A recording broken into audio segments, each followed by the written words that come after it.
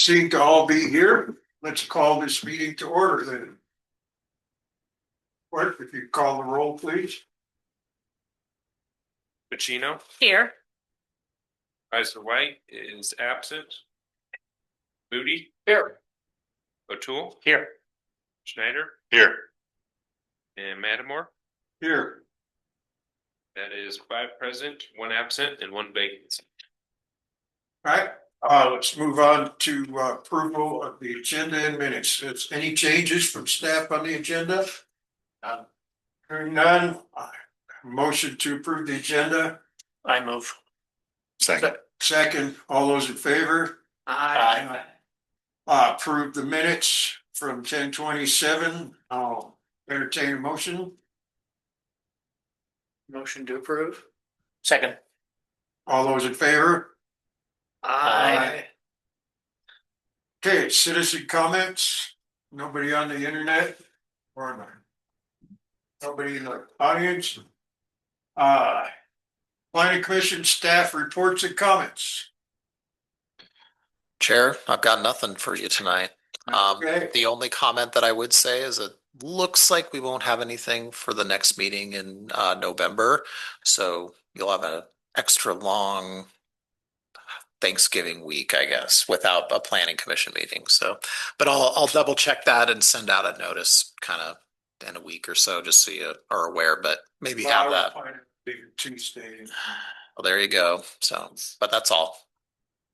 All right, disclosures, ex parte communications of potential conflicts of interest. Anybody got one? I do. I'm a good friend with the applicant for the last 35 years, but I don't think it'll be a problem if you guys. Can't see any problem with it. I don't. Okay. Staff, okay? Yeah. All right, Derek. Let's see, we got current planning projects, new business. We'll go to CUP 25-0013 at 718 South 7th Street, additional accessory building. Chair, Planning Commission, good afternoon. So this item is a conditional use request for what we consider an additional accessory building. So under the municipal code, we do regulate accessory buildings. So it's garages, sheds, carports, pergolas, anything that's not your principal structure. And code permits a certain size amount as well as a certain number. And in this request, really all that the request is being made for this is for 718 South 7th Street. This is to allow for a third accessory building on the property. The new accessory building that's being proposed is essentially a carport that will go at the front of the garage that's already existing on the property to provide some extra covered parking in the area. The property, it's a corner lot. There's pretty extensive landscaping throughout the site. There's an existing house on there, and it's a pretty standard lot within the kind of R3 zoning district, which is the zoning for the property. As we note, we typically look at anything that once we have more than 2 accessory buildings, just to ensure that we don't have kind of a proliferation of accessory buildings or that the property is accommodates this. I would say we get a few of these each year. They're varied, everything from garages, which I would say are the most typical, sheds, or we even had one a few years ago where it was like 7 lean-tos for horses on a large property, right? Like, so pretty varied. In this case, staff does recommend approval of this conditional use permit request. We feel that the request is within the context of the property and of the area. It doesn't cause any major issues. When you take a look at the findings for the conditional use, we're not changing any of the ingress or egress to the site. This is providing for essentially an additional off-street parking space that's covered now. The driveway already exists. It's kind of going over the existing driveway and space there. We don't see any issues with impacts to the neighborhood in terms of economy, noise, glare, or things like that.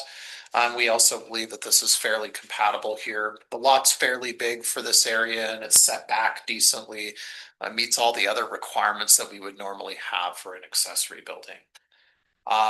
We don't feel that the addition of this increases intensity in bulk. Like I mentioned, that's often the kind of the big thing that we would look at when we're adding a third accessory building onto a site. There's no concerns about the location for public health, safety, or welfare. As I noted, the setbacks for the accessory building are being met, so there's no request for any changes there.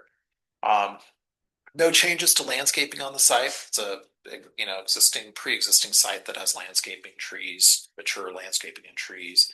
And that, as we note, there is the specific standard that when you have the third car or third accessory building, it's something that has to go through the planning commission for approval.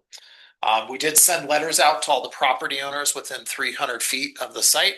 We also have the red sign posted on the property, which is a requirement of the code. We did have one public comment, but it was just mostly learning about what was going on and wanted to have more information. There was no express concern with the application. With that, staff does recommend approval of the request. There's some basic conditions associated with the approval there, 1 through 5. And other than that, I would be happy to take any questions. The applicant is available. He is online. He had a medical appointment, so we wanted to squeeze him in and make sure he didn't have to we didn't have to postpone this meeting because we had done notice. So with that, I'd be, like I said, happy to take any questions. Questions? Just a really quick question. On the table, it says it's in an area zoned R3, and then in the resolution, it says it's zoned R1. The resolution. That's gonna be my question too, because it doesn't look like a multifamily Right, area. it looks like R1. Where are you So seeing the go to staff recommendation. First sentence, move to approve. First recommended motion calls it R3, but your staff recommendation calls it an R1. Got it. So I think we've mentioned this maybe a couple times, but actually what's fairly unique about Laramie is the kind of center of our community there is a large component of it that is zoned R3, and this property is zoned R3. So in that motion, if you're going to read the motion off there, just would ask you to change it to R3 instead of R1. Okay. Remember, in the R3 zoning district, you can have a single family home. It just happens to be that a large component of our core of our community is zoned R3. I've got some theories as to how that all happened, but it's for probably a different historical conversation. But this property is zoned R3. Okay. So, yeah. Any other questions? Hearing none, would the applicant care to speak?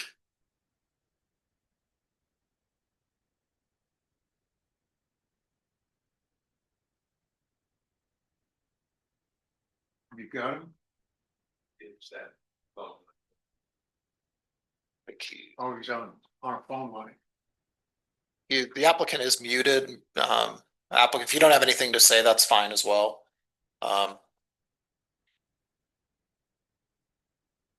Well, I guess the applicant can't get through, so we can carry on. Is there any discussion? Hearing none, the chair would entertain a motion. I move to approve a conditional use permit for the establishment of an additional accessory building on a lot zoned R1, single family residential district located on 718 South 7th Street, based on findings of fact and conclusions of law, subject to all of the staff's recommended conditions. I'd just like to amend that because this is where it's zoned R3, correct? And that's what I was asking. So, This was the mistake. okay. Yes, R3 is the actual zoning of this So property. lot zoned R3, Oh, yeah. located at 718 S Yes. South Seventh Street. So I accept the amendment. Yeah, so we'll accept it as an R3 motion. Is there a second? I'll second that. All right. Any discussion? All those in favor? Aye. Aye. Motion is approved. Anything else for future use? Well, let's call this meeting of Laramie City Planning Commission adjourned. Is there a motion? So moved. All right, we got a motion and a second. All those in favor? Get out. It's the best good birds. Yeah. Didn't even finish my tea.